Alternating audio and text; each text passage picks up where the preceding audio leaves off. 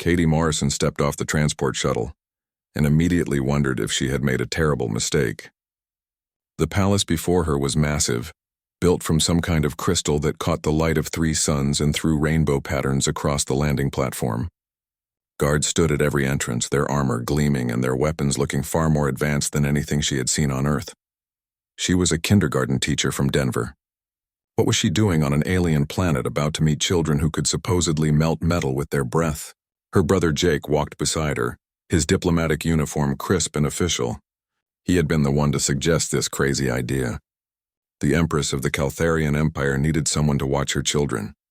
Every alien species had tried and failed. Why not ask a human? You'll be fine, Jake said, though his voice carried doubt. Just treat them like any other kids. Katie wanted to laugh. Any other kids didn't have scales, didn't breathe plasma, and didn't make trained warriors run away crying. But she had never backed down from a challenge in her life. Some of her students back on Earth had been pretty difficult too. How different could alien children really be? Very different, she would soon discover. An elderly alien named Korath met them inside. His scales were pale silver, and he moved with the careful dignity of someone very old and very tired. His eyes, however, showed something close to pity when he looked at Katie. "Miss Morrison," he said through a translation device, "I must be honest with you. The royal children are extremely difficult. We have had 17 caretakers from 17 different species. None lasted more than a week. Most left within days. Some required medical treatment." "What kind of medical treatment?" Katie asked. Korath hesitated. "Mostly psychological. The Vryn telepaths needed 3 months of therapy. The Gorath warriors refused to speak about their experience. The robots were simply destroyed." Katie's stomach tightened with fear, but she forced herself to stay calm. "Has anyone actually been seriously hurt?" "No, the children do not mean harm. They simply have abilities they cannot control, and emotions they do not understand. They are 5 years old and more powerful than most adults. It is a dangerous combination." They walked through endless hallways, each more beautiful and intimidating than the last. Palace workers stopped to stare at Katie, and she could read the pity in their faces too. They thought she was walking to her doom. The nursery was huge, with walls that looked reinforced and systems built into the ceiling that Korath explained were fire suppression devices. There were psychic dampeners, energy shields, and emergency evacuation protocols. The room looked more like a military bunker than a playroom. In the center of all this protective equipment sat 2 small dragon children. Draven was slightly larger, with scales that shifted from deep red to orange. Celine was smaller, her scales catching light in rainbow patterns that were actually quite beautiful. They watched Katie approach with eyes that seemed too intelligent, too aware for 5-year-olds. Katie's every instinct screamed at her to run. These children could kill her without trying. One breath of fire, one psychic blast, and she would be dead before anyone could save her. Instead, she walked forward slowly and sat down on the floor. The twins looked surprised. Every other adult had stood when meeting them, maintaining a position of authority or ready to flee. This human woman sat down, making herself smaller, less threatening. "Hi," Katie said simply. "I'm Katie. You must be Draven and Celine." Draven narrowed his eyes. His body temperature rose, and Katie could feel the heat from several feet away. It was a warning, a threat designed to make her leave. Katie pulled out her water bottle and took a drink. "Warm in here," she commented casually. "Do you control the temperature, or is it always like this?" Celine tilted her head, confused by the lack of fear. Draven seemed angry that his display had not worked. He opened his mouth, and a jet of superheated plasma shot past Katie's shoulder, leaving a black scorch mark on the wall. Katie looked at the smoking wall, then back at Draven. And she smiled. "That was amazing," she said, and she meant it. "Can you control the temperature? Like, could you make it cooler or hotter?" For the first time in their lives, the twins had no idea how to respond. Every other being had reacted with fear, anger, or fake calmness that barely hid terror. This human seemed genuinely interested in their abilities, not scared of them. "I can do blue fire too," Draven said, almost defensively. "Show me." He did. The plasma shifted from orange to brilliant blue. Katie clapped her hands together, delighted. "That's incredible. On Earth, we can only make colored fire with special chemicals. You just do it naturally." Celine, not wanting to be left out, lifted several objects in the room using her telekinesis. They floated in a gentle circle around Katie's head. Katie watched with obvious wonder. That's so cool. Can you feel the objects or do you just see them? Feel them, Celine admitted quietly. Everything has weight in my mind. That must be exhausting, Katie said with real sympathy. Sensing everything around you all the time. That's a lot to process. No one had ever suggested that the twins' abilities might be difficult for them. Everyone assumed power meant ease, that being capable meant being comfortable. The idea that their gifts might also be burdens had never occurred to anyone. Katie spent 2 hours with the children, asking questions and listening to their answers. She treated their devastating abilities as interesting rather than frightening. When Draven accidentally melted her jacket because she hung it too close while he was excited, she didn't yell or punish him. Oops, that was my fault, she said. I should have kept it farther away. I know your temperature rises when you get excited. The concept that an adult would take responsibility for not adapting to them, rather than demanding they control themselves perfectly, was completely new to the twins. As Katie prepared to leave, Celine asked something she had never asked before. Will you come back tomorrow? Katie smiled warmly. If you'd like me to, absolutely. We would, Draven said, trying to sound casual and failing completely. From the observation room, Empress Valoris watched in disbelief. Her children were having a real conversation. They had asked for the human to return. In just 2 hours, this kindergarten teacher had accomplished what 17 species could not. That evening, the Empress summoned Katie to a private meeting. Katie sat in a room designed for galactic leaders, feeling completely out of place. Miss Morrison, the Empress began, her voice carrying harmonics that human ears barely processed. In 2 hours you did what no one else could. My children spoke to you willingly. They asked you to return. How? Katie thought carefully about her answer. Your Majesty, I've taught children for 9 years. In that time I learned something important. Every child needs to feel safe, heard and valued for who they are, not what they can do. Your children are powerful, but right now everyone treats them as problems to be solved. I just treated them as kids who need understanding. My children are dangerous. Your children are powerful, Katie corrected gently. There's a difference. Dangerous means unpredictable and harmful. Powerful means capable and impactful. Right now, no one's teaching them how to use their power constructively. Everyone's just trying to contain them. The Empress was silent for a long moment. I am offering you the position of royal caretaker. Name your terms. Katie took a deep breath. I have one condition. You have to trust my methods even when they seem strange. I won't harm your children, but I will treat them like children. That means boundaries, consequences, and teaching emotional control. Can you accept that? Empress Valoris felt something she had not experienced in years. Hope. I can, she said. Katie's first real day as royal caretaker started with fire. Draven was frustrated about something, and before Katie could even ask what was wrong, flames shot across the room and melted a decorative statue into a puddle of liquid metal. Palace guards rushed forward, but Katie waved them back. She walked calmly to where Draven stood, his scales bright red with anger, smoke curling from his nostrils. She sat down on the floor again, the same position she had taken when they first met. Tell me what's wrong, she said simply. Draven stared at her. You're not angry. I'm curious. Something upset you enough to make you melt a statue. I want to know what happened. No adult had ever responded this way. They had scolded, punished, or looked afraid. None had asked what he was feeling. Celine took my toy, he said, sounding much younger than 5. I was playing with it and she just took it. Katie nodded. That would make me frustrated too. But melting things when you're angry doesn't solve the problem. It just makes more problems. Can you think of another way to handle it? Draven thought hard. I could take it back? You could. Or you could use words. You could say, Celine, I was playing with that. Can I have it back, please? And let's try that now. They practiced. It felt silly at first, but Katie was patient. When Celine came over, curious about what they were doing, Katie had Draven try his new skill. The words came out awkward and uncertain, but they came out. Celine looked surprised, then handed the toy back. Okay, I was just looking at it. Katie smiled at both of them. See, words worked. And nothing got melted. Over the following weeks, Katie introduced concepts that seemed obvious to humans but were completely new to Caltharian culture. Sharing, taking turns, apologizing, understanding how others feel. The twins had been raised to display power and dominance. No one had taught them cooperation or empathy. Celine's challenges were different but just as difficult. Her telepathic abilities were tied to her emotions, and at 5 years old she felt everything intensely. When she was happy, everyone nearby felt her joy. When she was sad, her grief washed over the entire palace wing. She could not control it, and the constant emotional broadcasting left her exhausted. Katie researched everything she could find about telepathic species. She talked to experts back on Earth. She consulted with Vryn telepaths who had recovered from their experience with the twins. Then she developed exercises based on human meditation practices.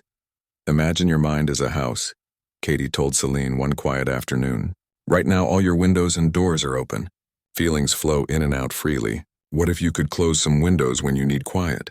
Celine looked doubtful. But feelings aren't things. They don't have doors. What? No, but your mind can pretend they do. It's like playing pretend but inside your head. Want to try? They practiced every day. Katie taught Celine to visualize a quiet room in her mind, a safe space where she could retreat when emotions became too much. It took weeks of patient work, but slowly, Celine began to control her broadcasts. She learned to keep some feelings private, to share only what she chose to share. The progress was remarkable, but not everyone was happy about it. Lord Thax, a military advisor to the Empress, believed Katie was making the royal heirs weak. They are weapons, he told Korath privately. The Empire's future depends on their strength. This human teaches them to talk about feelings instead of dominating their enemies. They are children, Korath replied quietly. They have time to become weapons later. Right now they need to learn control. Control through suppression will break eventually, Thax argued. They need proper strength training, not this emotional nonsense. But the changes in Draven and Celine could not be denied. The destruction decreased dramatically. Outbursts became less frequent. Most importantly, the twins started actually talking about their feelings instead of just expressing them through violence or psychic broadcasts. Katie introduced them to human stories. She read them books about friendship, courage, and kindness. The twins were fascinated by these tales of beings who solved problems without using force. One of their favorites was about a boy who traveled to an island of monsters and became their king, but chose to return home to where he was loved. Why did Max go back? Celine asked after Katie finished reading. He was the king. He had power. Because power isn't the same as happiness, Katie explained. Max realized that being powerful and being loved are different things. He needed love more than power.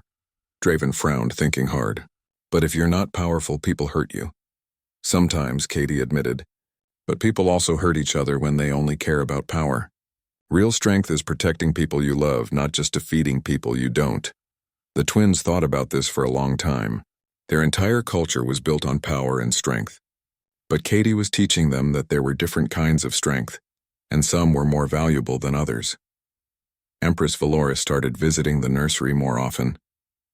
She watched Katie work with a mixture of amazement and something like envy. Katie made it look so easy.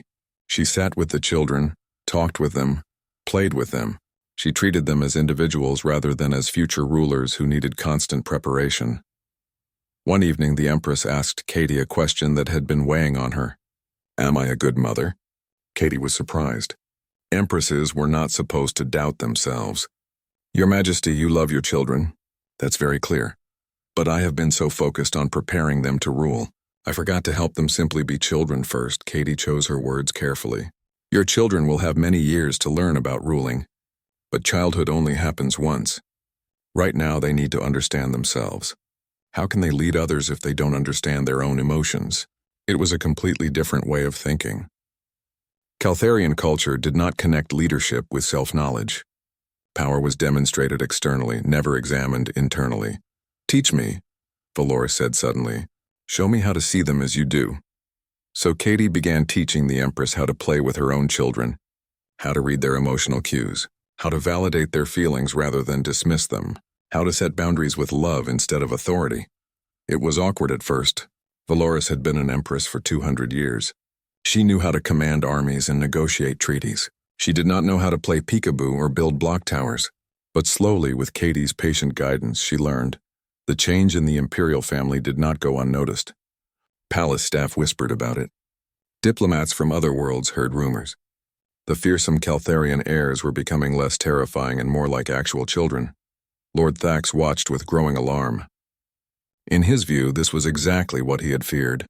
The twins were being weakened, made soft by human influence. He began gathering allies among conservative factions, planning how to demonstrate that humans were dangerous to Caltharian society. Meanwhile, Katie received a video call from Earth. Her brother's family was doing well, and his daughter Emma was excited to talk to her aunt. The 3-year-old babbled about her toys, her friends, and a new song she had learned. "Can I meet the dragon kids?" Emma asked suddenly. Katie laughed. "Maybe someday, sweetie. I want to be friends with them. They sound cool." After the call ended, Katie mentioned it to Draven and Celine. She showed them a picture of Emma. The twins stared at the small human child with fascination. "She's so tiny," Draven said, "and she has no scales." "How does she survive?" "Humans are fragile compared to you," Katie admitted. "But we're also very good at adapting and solving problems." "Can we meet her?" Celine asked hopefully. "I don't know. Maybe. Would you like that?" Both twins nodded eagerly. The idea of meeting a human child their own age was exciting and strange. They had never had a real friend before, only tutors and guards and adults who were afraid of them. Katie made a note to talk to her brother about it. But first, she needed to make sure the twins were truly ready. They had made incredible progress, but they were still powerful and sometimes unpredictable. She would not risk Emma's safety, no matter how much the twins wanted to meet her. Over the next weeks, Katie intensified their training in emotional control. She taught them to recognize when they were getting upset before the upset turned into fire or psychic blasts. She taught them calming techniques. She taught them to ask for help when they needed it. And slowly, day by day, Draven and Celine transformed from terrifying weapons into children who just happened to have extraordinary abilities. They were still powerful. They could still be dangerous. But now they had the tools to choose when and how to use their power. It was progress beyond anything anyone had imagined possible. And it all started because one human teacher believed that every child deserved patience, understanding, and someone who saw their potential instead of just their problems. 6 months after Katie arrived on Caltharia Prime, Empress Valorous made a decision that shocked her entire security team. She approved Emma's visit.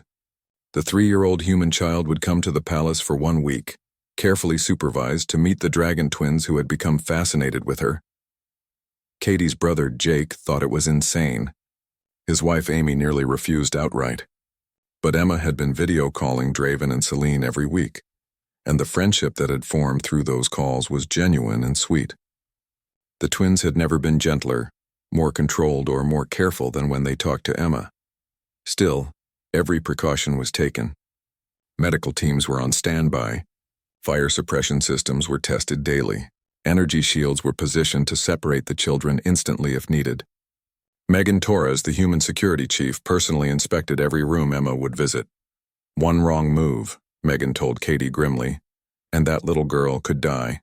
"Are you sure about this?" Katie was not sure at all. But she had watched Draven and Celine for 6 months. She had seen them develop control she had not thought possible.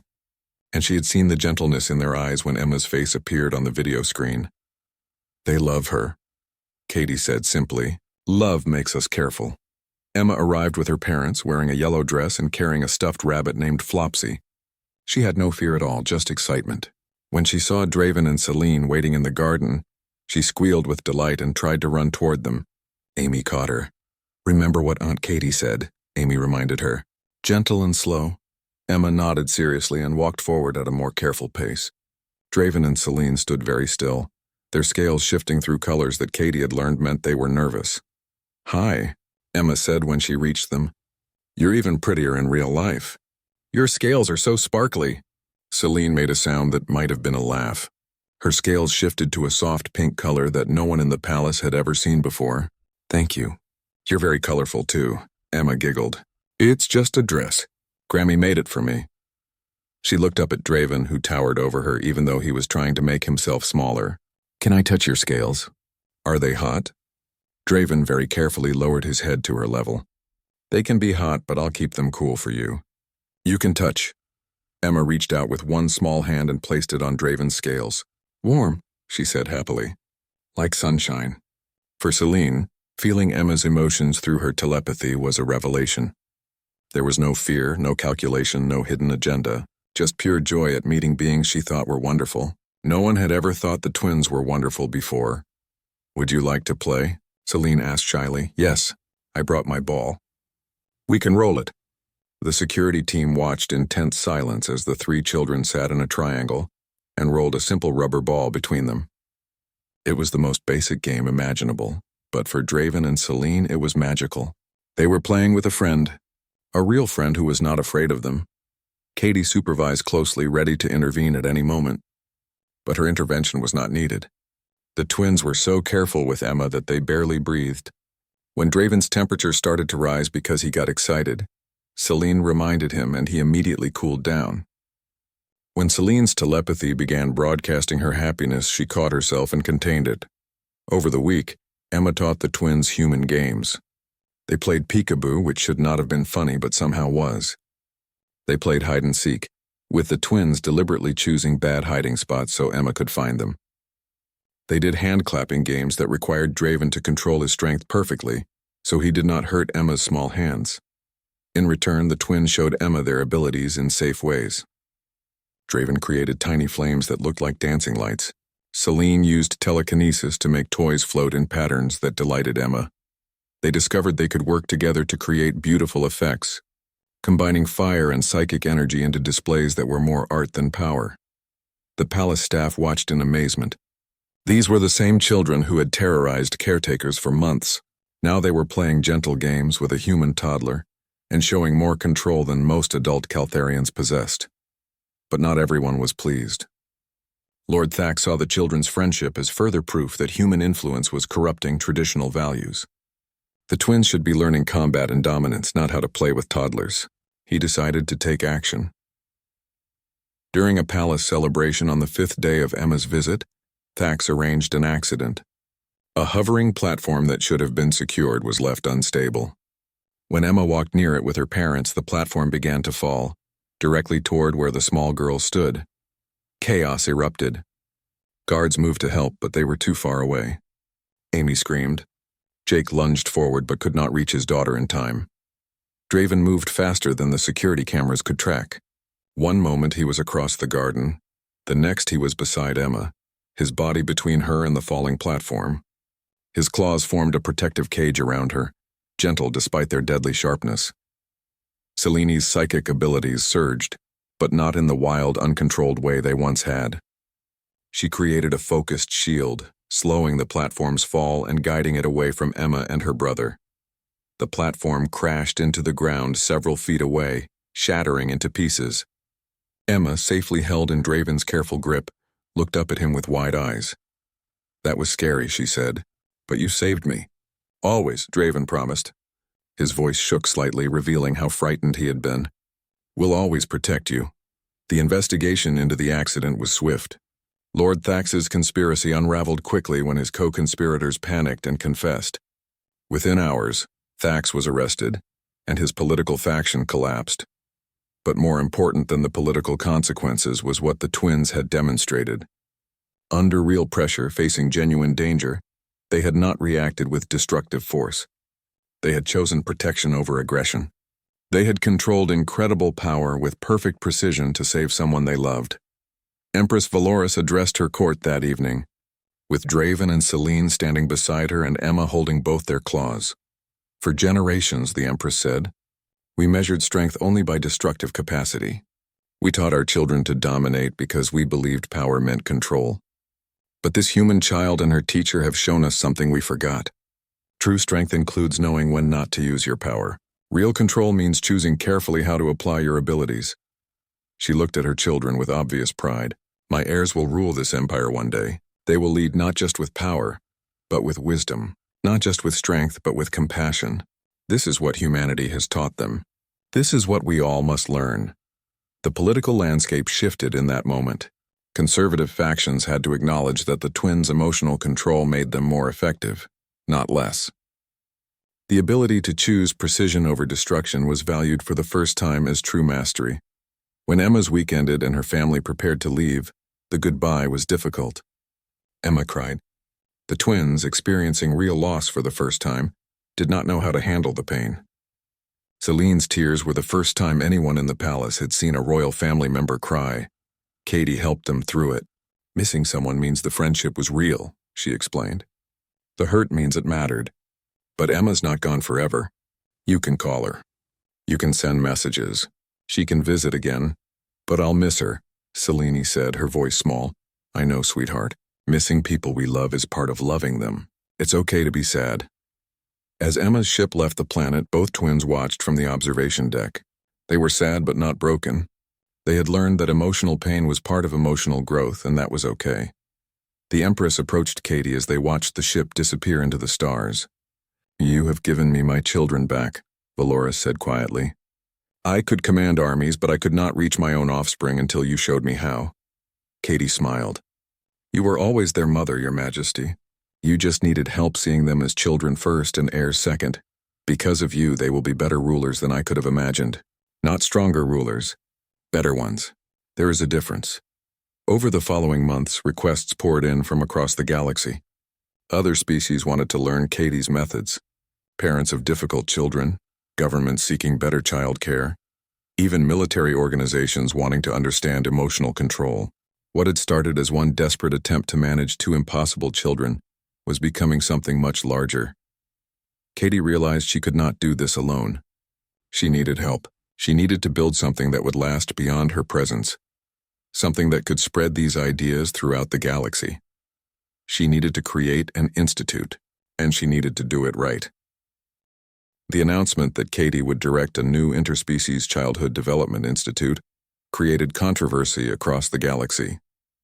17 species formally protested. How could humans, barely a century into space travel, presume to teach older civilizations about raising children? The Vryn ambassador was particularly vocal. His people had thousands of years of childcare expertise. The idea that a human kindergarten teacher could teach them anything was insulting, but Empress Valorous stood firm. My children learned more in 6 months with Miss Morrison than in years of traditional instruction. They mastered emotional control that most adult Caltharians never achieve. We will listen to what humans have to teach us. Katie assembled her team carefully. Sophie Bennett, the linguist who had been part of the original diplomatic mission, became deputy director. She understood cultural context in ways Katie never could. Ryan Cole, the analyst, handled research and data. Megan Torres developed safety protocols that protected children without frightening them. They also recruited specialists from other species. A Vryn telepath named Shantar, who had been one of the original caretakers who fled from the twins, returned. He wanted to learn Katie's methods and adapt them for telepathic children. A Gorath warrior named Kroll joined after realizing that emotional control might create better warriors than traditional aggression training. The institute building was designed by architects from 12 different species. It had research labs, training centers, classrooms adapted for different physiologies, and residential areas for visiting scholars. It was beautiful and functional, representing cooperation across cultures. The first training program accepted 30 educators from 15 species. Some were skeptical, others were desperate, dealing with their own impossible children. All were curious about the human methods that had achieved the impossible with Caltharian royalty. Katie's teaching style surprised many of them. She did not lecture from authority. She shared experiences, admitted mistakes, and constantly emphasized adaptation. I'm not teaching you the only way, she told her students. I'm teaching you to observe, understand, and respond to individual children. Every child is different. Every culture is different. Your job is to find what works in your specific situation. One student, a robot designated as Model 7 Theta, asked a question that became central to their entire approach. How do we teach emotional intelligence when we ourselves don't experience emotions? Katie thought carefully. You don't need to feel emotions to recognize and validate them. Think of emotions as data about a being's internal state. You can process that data and respond appropriately. Your objectivity might actually be an advantage. The robot processed this, so we are helping children understand their internal data effectively. We are debugging their emotional operating systems. Exactly, Katie agreed. Just remember that bugs in emotional responses are often features that protect the child. Don't try to delete them. Help the child understand them. The Institute's early successes came quickly. A Vryn family brought their telepathic son who overwhelmed classmates with uncontrolled broadcasts. Using techniques adapted from Selene's training, They taught him mental boundaries within 3 months. A Goroth child who injured peers during play learned from Draven's example how to modulate strength based on context. But Katie insisted the Institute was not just about managing difficult children. It was about optimizing development for all children. She introduced concepts like play-based learning, emotional literacy, and social skills that many species had never formally taught. The galaxy divided in response. Some species embraced the new approaches enthusiastically. Others resisted, viewing emotional education as weakness. The debates played out everywhere, from academic journals to parent groups on hundreds of worlds. Draven and Celine became unofficial ambassadors for the Institute. Now 6 years old developmentally, they visited classrooms and spoke about how Katie's teachings had helped them. Seeing the formerly terrifying royal heirs discuss understanding their emotions was more convincing than any research paper. During one demonstration, a skeptical Goroth educator challenged Draven. "Don't you feel weak talking about feelings instead of simply being strong?" Draven considered seriously. "I can melt this building in minutes. I could kill everyone here before anyone stopped me." "Is that strength?" He paused. "The hard part isn't using my power. Anyone can destroy things. The hard part is choosing not to, even when I'm angry or scared. That takes real strength." The educator had no response. The concept that restraint might be harder than violence was revolutionary in warrior culture. Selene added her perspective. "My telepathy used to hurt people without me meaning to. Now I control it and I use it to help. I can sense when someone needs comfort. I can share calm feelings during panic. My power is the same, but how I use it is completely different." Katie taught us that power is just potential. What matters is what you choose to do with it. Their words were recorded and shared across the galaxy. They became voices for a generation that might grow up differently, more balanced and prepared for complex leadership. Meanwhile, on Earth, Emma had started kindergarten. Her teacher was confused when the 5-year-old casually mentioned that her best friends were alien dragon children. The teacher assumed it was imaginative play until Emma's parents provided context. Suddenly, Emma's classroom became an unofficial cultural exchange center. Emma taught her human classmates about Caltharian culture. She shared messages from Draven and Celine. The twins participated in show and tell via video call, answering questions from fascinated human 5-year-olds. "Can you really breathe fire?" one boy asked. "Plasma, technically," Draven corrected gently. "And yes. Want to see a small one?" The normalcy of children being curious about differences without fear struck the watching adults as profound. This was what the future could look like if they raised it correctly. Katie received an unexpected message from the Vryn Collective. They wanted to send a delegation to study the Institute's methods. The same species whose telepaths had fled from the twins now wanted to learn human approaches. When the Vryn delegation arrived, Katie was nervous. These beings had thousands of years of psychological expertise. What could she possibly teach them? Ambassador Shelvar answered that question directly. "Humility, Miss Morrison. Your greatest strength is admitting what you don't know. You observe, adapt, and collaborate. Our people have been so confident in our understanding that we stopped questioning our methods. You questioned everything and found better answers." The Vryn spent 3 months at the Institute contributing their own knowledge about telepathic development while learning Katie's approaches. It became a genuine collaboration, with both sides learning from each other. As the Institute's first year concluded, the impact was measurable. They had trained 127 educators from 47 species. They had published research papers on interspecies child development. They had consulted with governments on 15 worlds about education reforms. But more than numbers, it was the stories that mattered. The Goroth child who learned to make friends instead of dominating them. The Vryn family whose telepathic daughter could attend school without overwhelming everyone. The robot who developed genuine attachment to children in its care. At the center of it all were 2 dragon children who should have been weapons, but became proof that anyone can choose who they want to be, if someone teaches them that choice exists. During the Institute's anniversary celebration, Empress Valoris made a surprising announcement.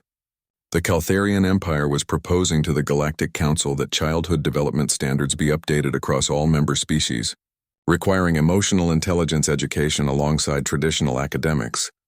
"Our children are our future," the Empress said. "For too long we prepared them for the wars we fought instead of the peace we hope to build." Miss Morrison has shown us a different path. Let us walk it together. The proposal was controversial and would take years to navigate through galactic politics, but it was a start, a recognition that childhood education could reshape civilization itself. That evening, Katie video called her family on Earth. Emma, now 5.5, chattered about her upcoming birthday party. Can Draven and Celine come?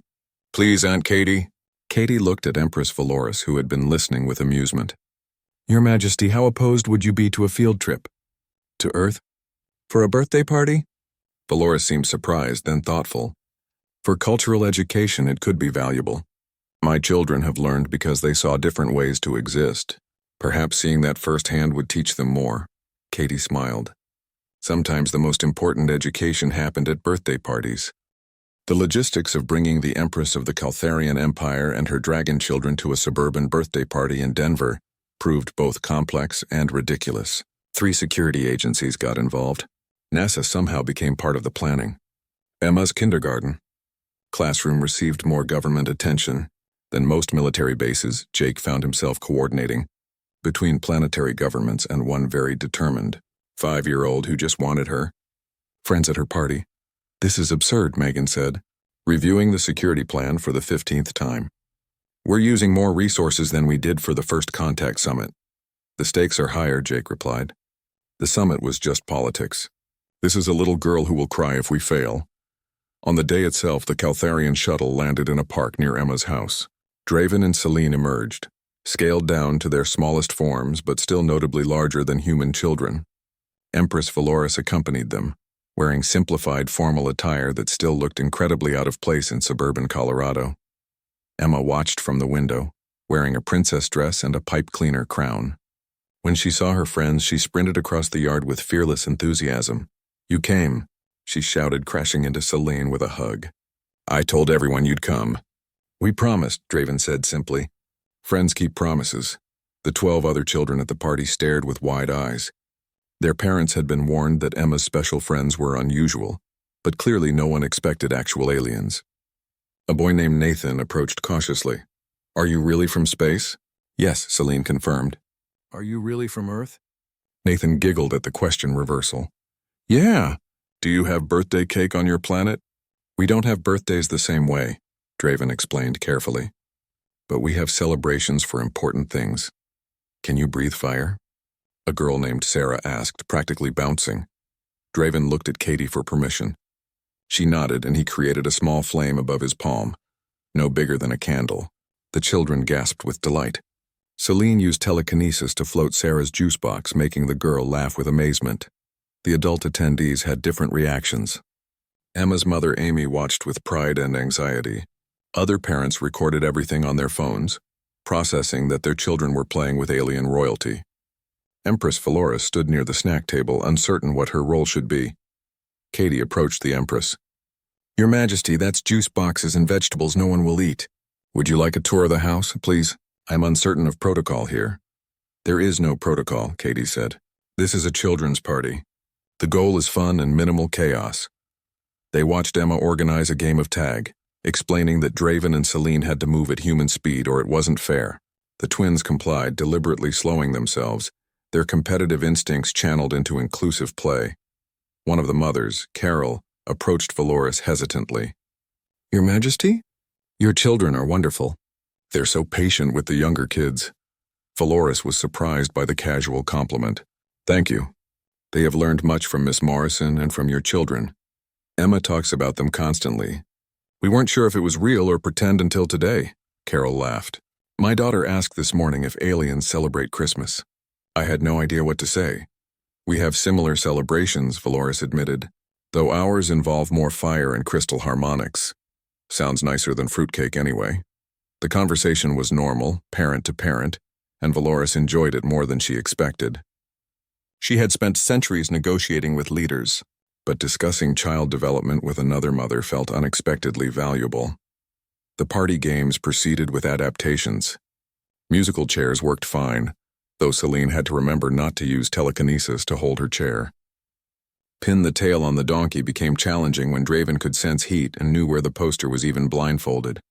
Katie solved this with a thermal dampener. During cake time, everyone gathered around. Emma made a wish and blew out her candles with help from her friends. When Draven asked what she wished for, Nathan shouted, "You can't tell. It won't come true." Emma smiled mysteriously. "It already came true.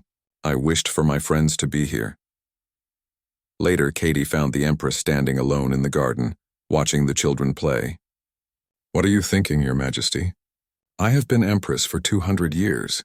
I have conquered systems and negotiated peace treaties, but watching my children play at this party may be my most significant achievement." "How so?"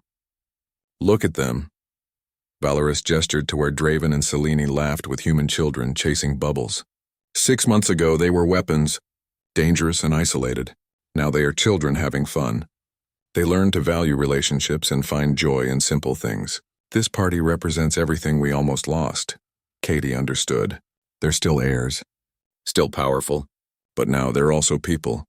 Yes, and that makes them better leaders than they could have been otherwise. The Empress paused. "Miss Morrison, when I hired you, I was desperate. I did not believe you could succeed. I thought you might last longer than previous caretakers, nothing more. I never expected you to transform my children or our culture." Katie felt tears in her eyes. "I just taught them what every child deserves to know.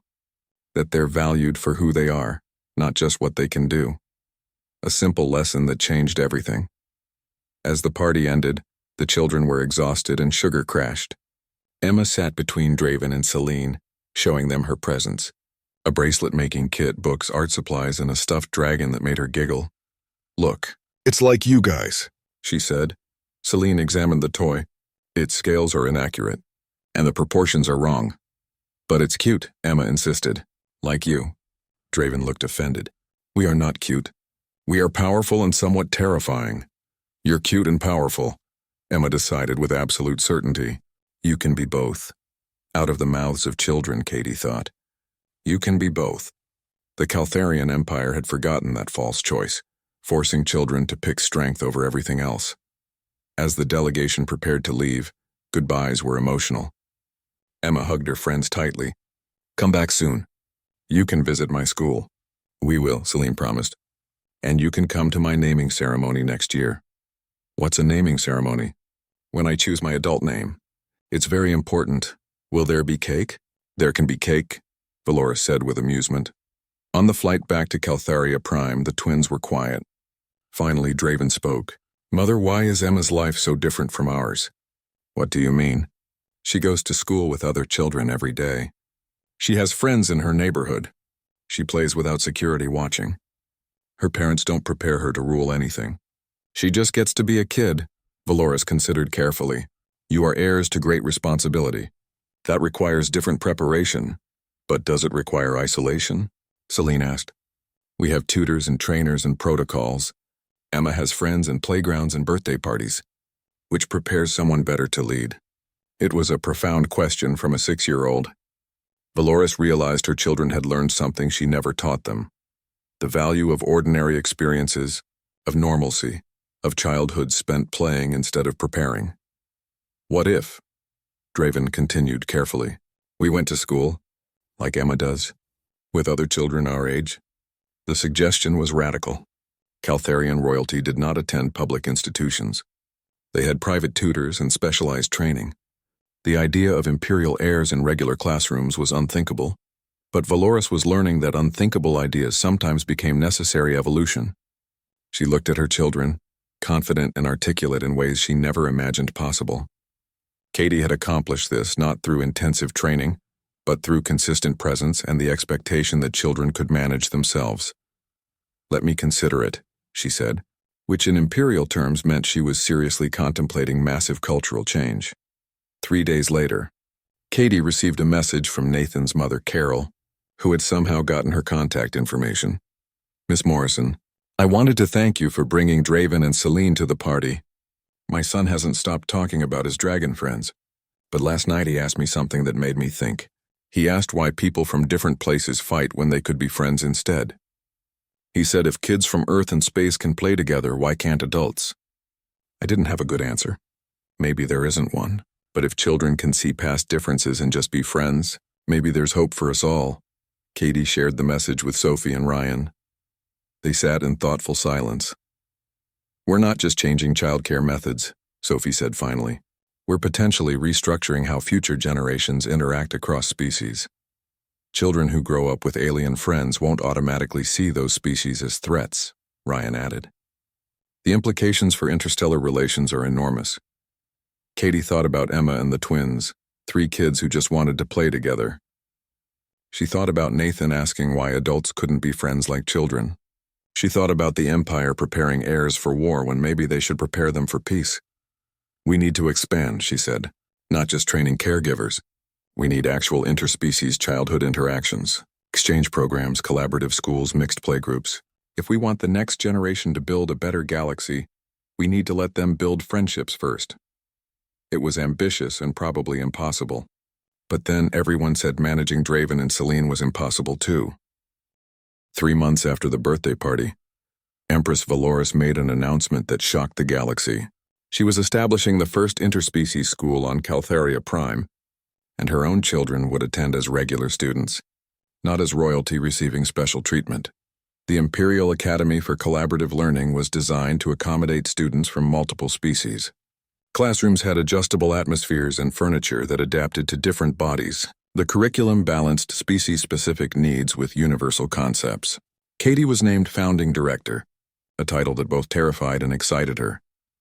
"I'm still just a kindergarten teacher," she protested to Jake. "You're the kindergarten teacher who changed interstellar politics," he countered. "Own it." The Academy's first group was deliberately small. 20 students from 8 species, ages 5 to 7 developmentally. Draven and Selene would attend, along with Emma, whose parents agreed to let her spend a year on Caltheria Prime. Nathan's family also agreed, making him and Emma the human representatives. The other students included a young Goroth warrior named Takar, who struggled with his culture's aggressive expectations, twin Vryn telepaths named Liss and Ven, who shared a mental connection they could not control, and a robot named Zix, whose personality programming was still developing. There were also students from 4 other species, each with unique needs. The first day was chaos.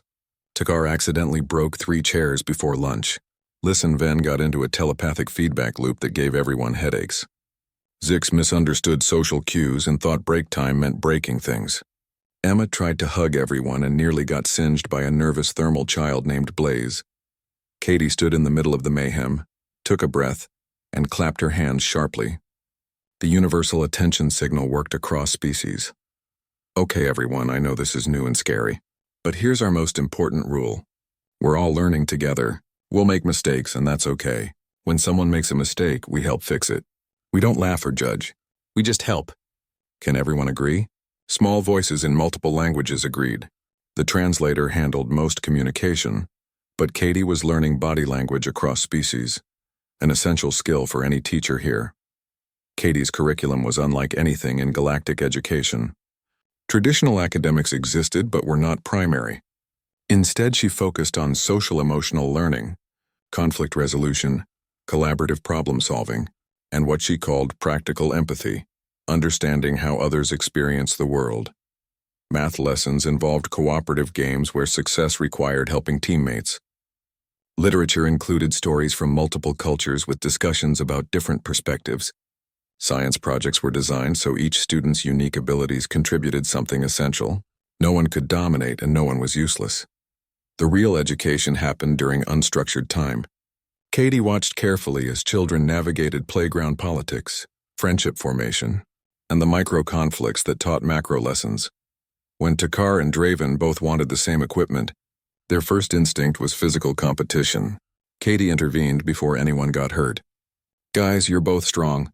We know that. But can you be smart instead? How could you both get what you want?" They stared, confused that competition was not the only option. Eventually, they created a sharing schedule. It was not perfect, but it was collaborative, and they had learned something more valuable than who was stronger. Emma became the unexpected social center. Her complete lack of physical power made her non-threatening to everyone. Her natural friendliness made her the bridge between species. When students struggled to communicate, they often went through Emma first. "Blaze isn't mad at you," she told Zix after a misunderstanding. "He's scared because you're bigger and he doesn't know if you're safe. You gotta show him you're nice." Zix processed this. How do I demonstrate emotional safety to a thermally based life form? Just be gentle and smiley, and don't stand too close until he knows you better. It was kindergarten advice, but it worked. Zix modified behavior. Blaze relaxed and friendship began forming.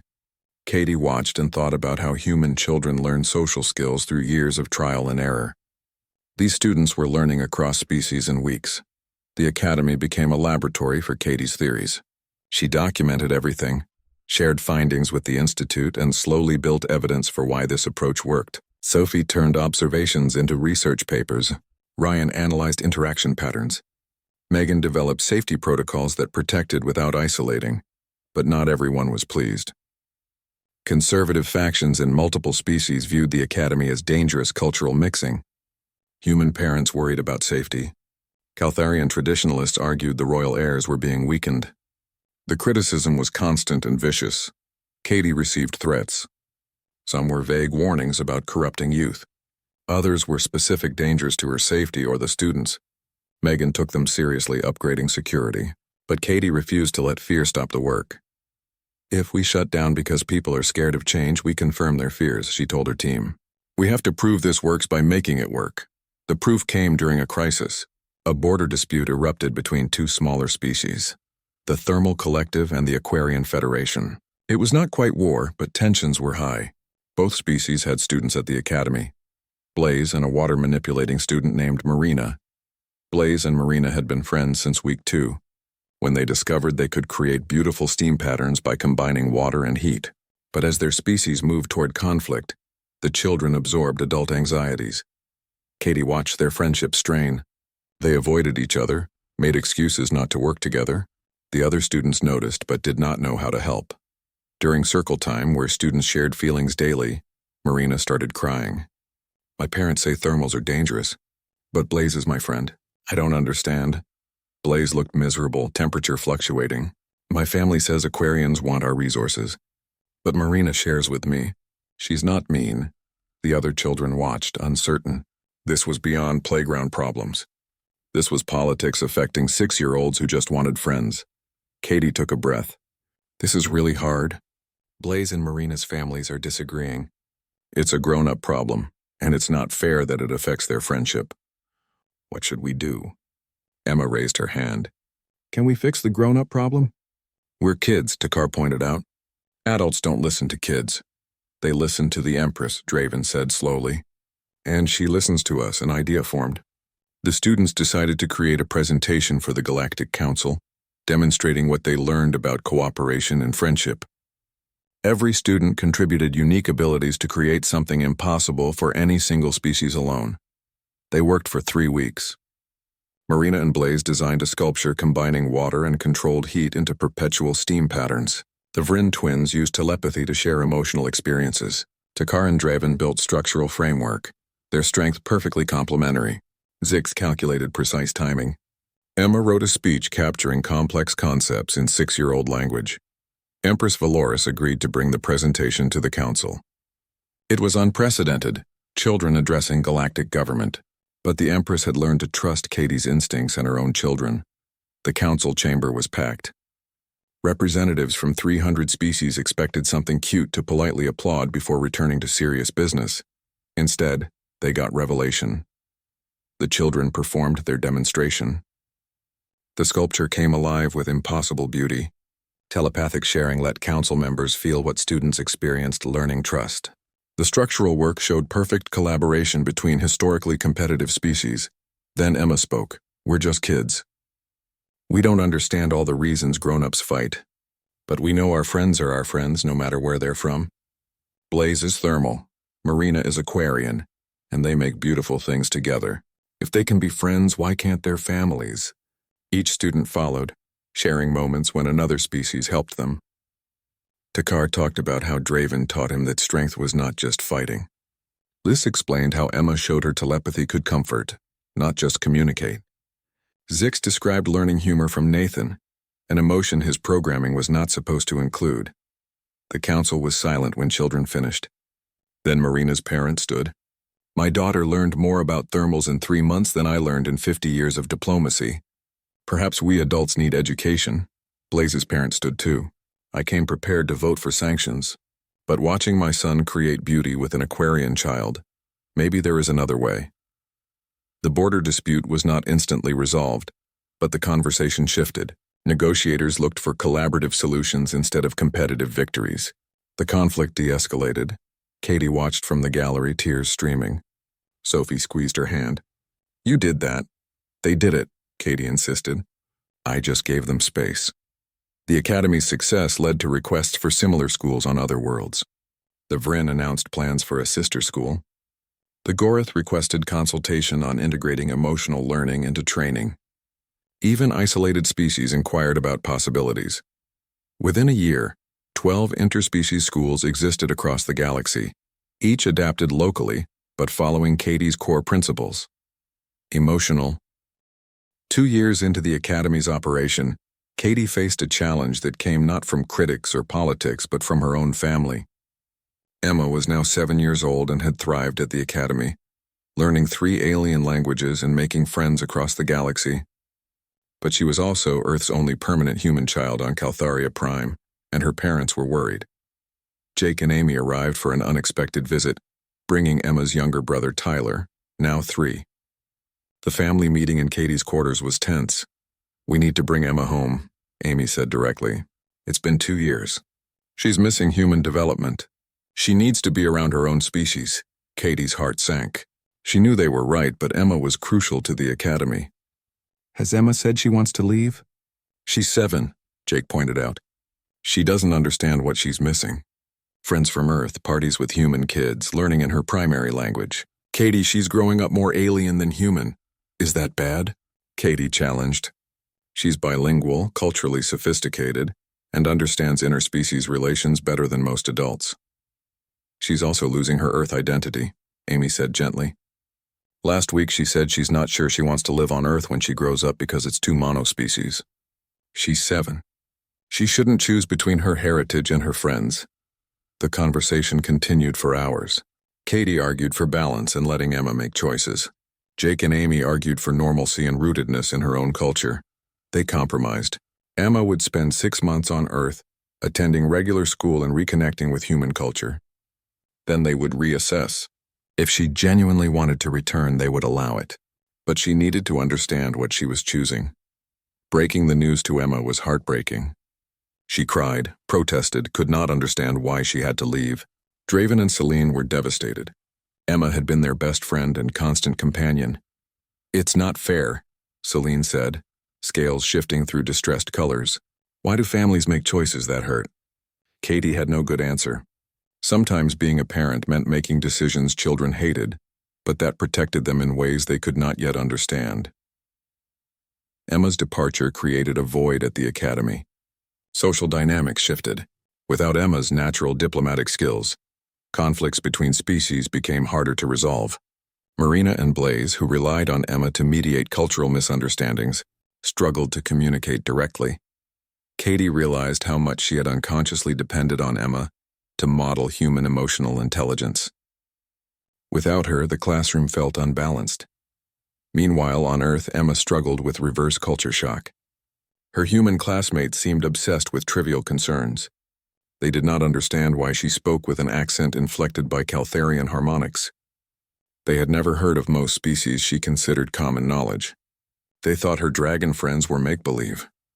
Nobody here understands, Emma told Katie during video calls, crying and homesick for a home that was not her birth planet. I don't fit here anymore. Give it time, sweetie. You're adjusting to a new environment just like you did when you first went to Caltharia Prime. But I chose to go there. I didn't choose to come back here. Katie's heart broke. She recognized the pain of someone caught between cultures, belonging fully to neither. But Emma needed this experience, needed to understand her human heritage, needed connections to her birth species. 3 months into Emma's Earth stay, a crisis erupted at the Academy. A new student arrived, a young Zexian named Crix from a species known for aggressive territorial behavior. Crix was brilliant and creative, but completely unable to control his dominance instinct. Within a week, Crix bullied 3 smaller students, destroyed 2 projects, and challenged Takar to physical confrontation. Traditional discipline did not work. Crix interpreted consequences as challenges to overcome, not lessons to learn. Katie tried every technique she knew. Nothing connected. Crix was stuck in dominance patterns his species evolved over millennia. Without that pattern, he did not know who he was. She was close to admitting defeat when Emma sent an unexpected message after watching classroom feeds Katie shared for educational purposes. Aunt Katie, I know what's wrong with Crix. He's like I was when I came back to Earth. He doesn't know how to be himself in a place that wants him different. He needs someone who understands being the outsider. Emma's insight sparked an idea. What if instead of forcing Crix to adapt to academy culture, they helped him find ways to express his authentic self without hurting others? What if they stopped treating his dominance instinct as a problem and started treating it as a trait needing channeling? Katie designed a new approach. She assigned Crix leadership roles in structured contexts, organizing activities, managing equipment, coordinating projects. She gave his dominance need appropriate outlets where leadership was actually needed. She paired him with students who needed someone to take charge. It worked. Slowly, Crix learned different kinds of dominance. He could be the leader who protects and organizes instead of the bully who intimidates. His aggressive energy got channeled into passionate advocacy for his team. The transformation taught Katie something crucial. She had been so focused on teaching students to moderate inherent natures that she forgot to help them find positive expressions for those natures. Not every trait needed suppression. Some just needed redirection. She shared this realization with Emma. You were right. Crix didn't need to become less dominant. He needed to become dominant in better ways. Just like Draven didn't need to stop being powerful. He needed to choose how to use power. Emma smiled through the video screen. That's what you taught all of us. We don't have to stop being who we are. We just have to be the best version of who we are. At 7 years old, Emma had articulated the core principle Katie had been working toward. Children did not need fundamental change. They needed fundamental understanding, then guidance toward expressing authentic selves in healthy ways. This insight led to major evolution in academy approach. Instead of single curriculum for all, they developed individualized learning paths honoring each species' nature while teaching universal social-emotional skills. Thermal students learned to channel heat into creation. Telepaths learned to connect without invading. Strong species learned to build instead of break. Results were remarkable. Student satisfaction increased. Behavioral incidents decreased. Academic performance improved. Most importantly, students reported feeling seen and valued for who they were, not punished for what they were. 6 months after Emma's departure, she returned to Caltharia Prime for a visit to reassess whether she wanted permanent return or to stay on Earth. Katie was nervous. She wanted Emma back but also wanted what was best for her niece. Emma walked into the classroom transformed. She had grown, obviously, but more than that, she carried herself differently. She was confident in ways she was not before, grounded in human identity while still comfortable with alien friends. I missed you guys so much, she told Draven and Celine, hugging carefully. But I also needed time on Earth. I needed to remember being human is cool too. Over the next week, Emma reintegrated seamlessly but differently. She was not just the friendly bridge between species anymore. She had become a cultural educator, helping students understand human perspectives while explaining alien viewpoints to human staff. At week's end, Emma sat with Katie, her parents, and the Empress for the big decision. Everyone expected her to choose the academy. Instead, she surprised them. I want to do both, Emma said. 6 months here, 6 months on Earth. I don't want to choose between being human and having alien friends. I want to belong to both worlds. It was logistically complex but brilliant. Emma became the Academy's first split-time student, spending half each year on each world. Other families adopted similar arrangements. Students began experiencing education on multiple planets, learning to be citizens of the galaxy instead of just individual worlds. The model spread. Soon interspecies schools implemented exchange programs, sister school partnerships, and split enrollment options. Students grew up genuinely multicultural, comfortable in environments their parents would find alien. Katie watched this evolution with awe. What started as managing 2 difficult dragon children had become a movement reshaping galactic education. And at the center was a simple truth Emma articulated. You do not have to choose between identities. You can honor all of who you are. But as Academy influence grew, so did the target on its back. Conservative factions across species had been organizing, waiting for the right moment to strike. That moment came during the Academy's third-year anniversary, when students from 15 species gathered to demonstrate what they had learned. The attack was not physical, but political.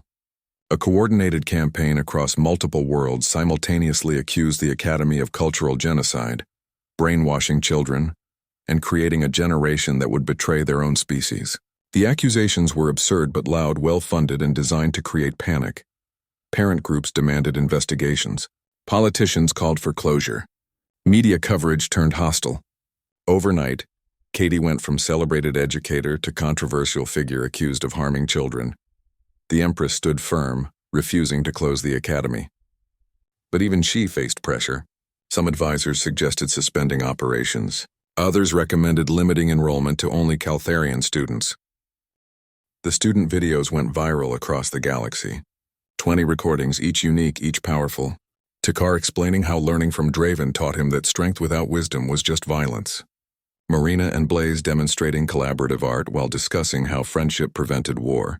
Zix describing the development of humor and joy, emotions no one expected a robot to experience. But the most impactful video came from Emma, speaking from Earth with the articulate passion of an 8-year-old who had learned to navigate multiple worlds. Some people say the Academy is erasing our cultures, she began. But that's not true. Before the Academy, I only knew about being human. Now I know about being human, and I know about 7 other species. I'm not less human because I have Caltharian friends. I'm more myself because I understand there are lots of ways to be alive in the universe, she continued, describing specific moments of learning patience from Celine, creativity from Blaze, strategic thinking from Takar. Every friend taught me something that makes me better. If that's cultural genocide, I don't understand words anymore. The video sparked a counter-movement. Parents whose children had thrived spoke up.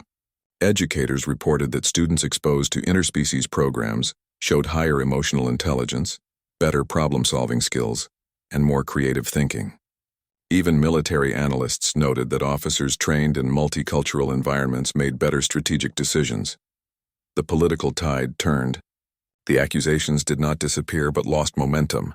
The Academy stayed open. More importantly, the controversy accidentally spread awareness to populations that had not known it existed. Enrollment applications flooded in from dozens of new species. But Katie knew real success was not political survival. It was what happened to students after they left. The Academy's first graduates, Draven and Celine, were 10 years old now, ready to begin formal education in governance and imperial responsibilities. They could return to traditional Caltharian training and leave behind experimental methods.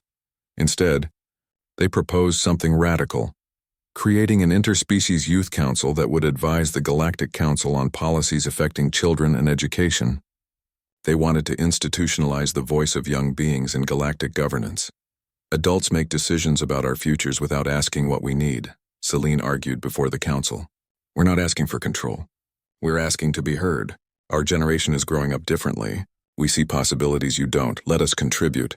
The proposal was debated for months. Many opposed it. Children should not influence policy. Others recognized the symbolic power of including youth perspectives. Eventually, a compromise emerged.